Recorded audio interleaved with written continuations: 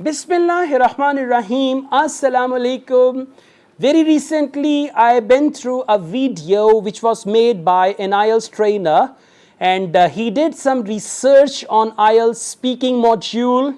And after the great research of a couple of years, he realized there are 3 times in the year when IELTS speaking topics are changed. Okay, so now I'm going to tell you what those 3 points in time are, like what those 3 months of the year are, how do they change the topic, and why it is not appropriate to appear in IELTS exam on these dates. Let me tell you guys, in the month of January, IELTS examiners are updated. Okay, this is not official, but this is based on my research.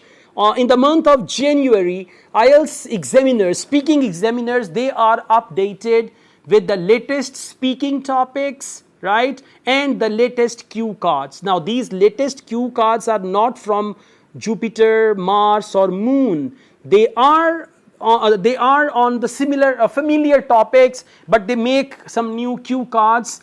They add some new speaking topics. For example, now we've got computers, mobiles, mobile applications, social media. So 10 years ago, these things were not very popular, but now they are popular, so they have added these topics. So what do?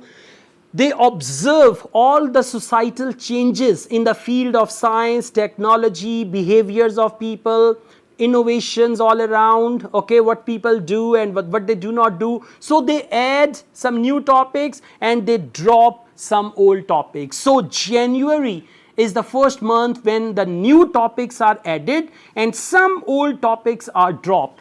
Let me tell you one thing, in IELTS speaking there are some evergreen topics, and those topics have been the part of IELTS since the inception of IELTS.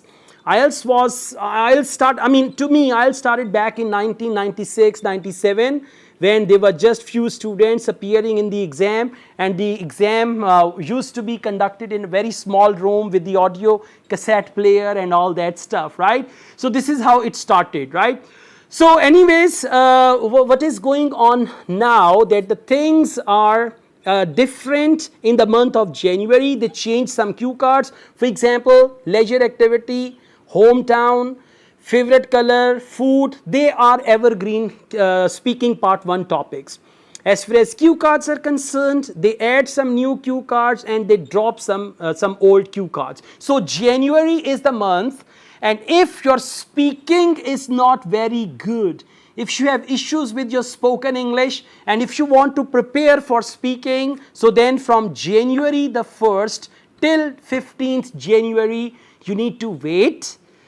And then we've got that popular book of speaking cue cards by Dr. Kiranpreet Kaur Makkar. She's a very good friend of mine, wonderful lady from India. Okay, so what do? They collect all the cue cards and they present them to you.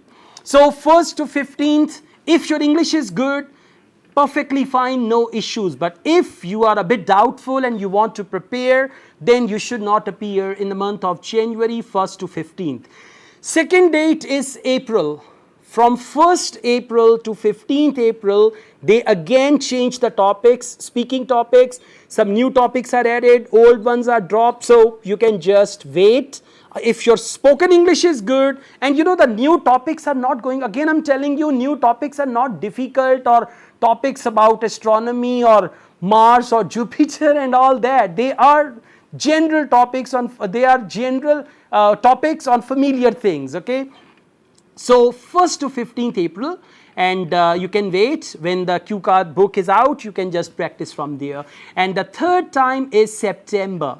From 1st to 15th September, you should wait, right? And once the book of cue cards, it is published, you can just see what the new cue cards are, what the new topics are for speaking part 1, part 2. And let me tell you, they only change 10 to 15% speaking cue cards, 10 to 15% speaking part 1 questions.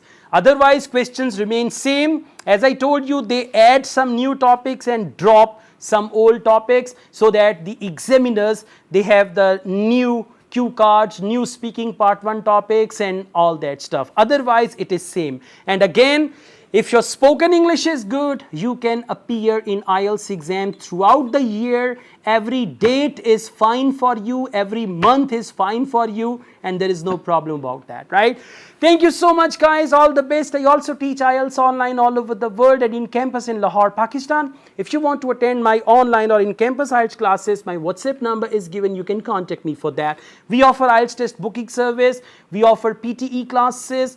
We offer IELTS single module preparation, and we offer IELTS preparation study plans. If you want to get information about any of them, my WhatsApp number is given. You can just send me a message on WhatsApp and I'll get back to you.